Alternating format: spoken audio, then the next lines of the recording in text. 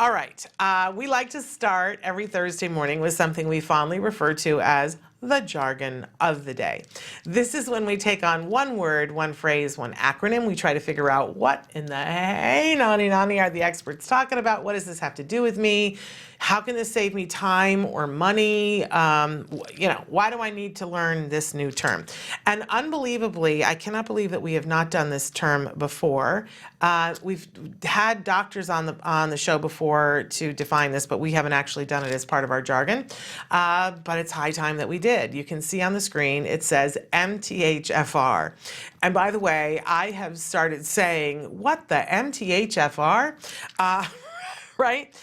Because it kind of sounds like something weird. So when we do the jargon, we give you the actual definition, which is often so convoluted that there's nothing to do but make fun of it. Not always. And then we give you a working definition, and then I try to give you a little bit of an idea about why this might be something that you need to put into your personal lexicon bank of words that you know. So let's take a look at our actual definition of what MTHFR is. What we're talking about is the MTHFR mutation. It is a genetic change in the gene that codes for the enzyme methylanthractopyridase, right? Reductase. I can't even say it. Having a defect in this enzyme leads to elevated blood and urine levels of homocysteine. There are two common MTHFR mutations known as C677T and A1298C. Okay, what are you going to do with that? That's about as useful. It sounds serious though, doesn't it?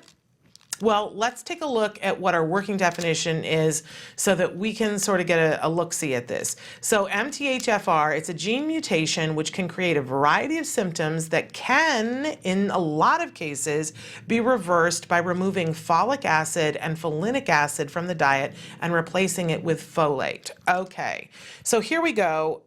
We're finding that more and more people on the autism spectrum have the one or both of the MTHFR markers that they have this genetic change, this mutation. And there are a lot of different symptoms that can arise from having this genetic change, this mutation, that can really affect your health. We have people that are having heart issues, that are having blood pressure issues, all kinds of things, and there can be other concerns health-wise as well that can be quite debilitating. Could be gut issues, right? We're seeing that the ability to focus and brain fog, some of these things come into play. Now, general medicine has been looking at the MTHFR mutation for quite a while, and if you go to a cardiologist on a regular basis, it's a conversation you can have with your cardiologist, and they will get you tested for the MTHFR mutation because they will treat you slightly different, and there's some medicine that might be different if you have, and they'll be looking for different issues, cardiac issues, as a result of you having this mutation. But what we're finding is that not only do a lot of the parents of children on the spectrum have one or both of these, but the kids do as well. And what you really need to know is that if you have this gene mutation, then your body can't handle that folic acid and the folinic acid. So what's that? Oh, well, that's the stuff you take in the bottles, right? So if you're taking medicine, you're not going to take folic acid, and you're not going to take folinic acid. But it's also in every enriched wheat product that there is.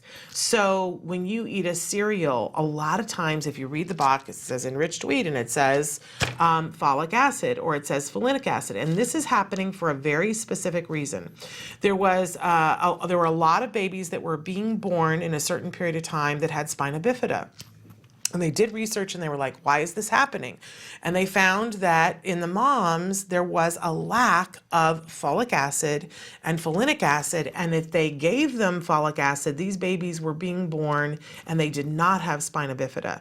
So the United States government made a decision and they said, we're not just going to ask women to take this supplement. We're going to enrich our wheat products, and people eat wheat. It's on our pyramid chart that you're supposed to eat all these pieces of bread a day that nobody really can eat. We're going to put it in everything that we make, and we're just, it's just going to be this additive that's good for them. We're going to enrich it, put vitamins in, that way kids will get it in their cereal, mothers will get it in their bread. Wonderful, except that there's a group of people that cannot handle this, that it actually becomes toxic in their body because their body does not have a way of processing it, and it becomes toxic and it creates health problems. Sounds scary, right? This is why, we recommend for people that are having health problems, whether it's the parent or the child, ask for the test. Ask your doctor. 5 years ago, this was a big deal and you had to go to a specific person and in order to get the test. Go to your pediatrician. They should be able to request it. If they can't, go to the cardiac pediatrician and say, can you request this? We want to know, because if you or your child tests positive for this, it's a dietary change that will honestly change your level of health. So that's why it's a big deal in the autism community. MTHFR. I say, what, the MTHFR? Right, but if you don't have it, you're good. You're good to go. But if you do have it, particularly one of the two mutations is more sensitive. I understand, my understanding of it is, to the dietary thing. And if you have both, you're more likely to be sensitive to these things. I have one of these. So it is the one that is less reactive to diet, but I can't eat wheat. So I was like in a better place for this, although it does exist in other places. I can't take regular vitamins. Now, did you notice that there is a specific kind of vitamin that you can take, and that's folate? And we really want to take that as naturally as we can in green leafy vegetables, and you can Google to find out what is high in folate.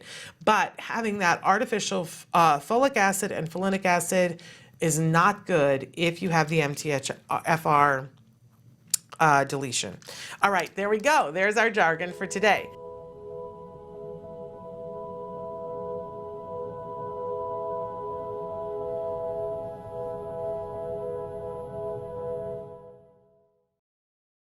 Hey, thanks for watching Autism Live. To subscribe, click here. And if you'd like to check out some more of our videos, click here.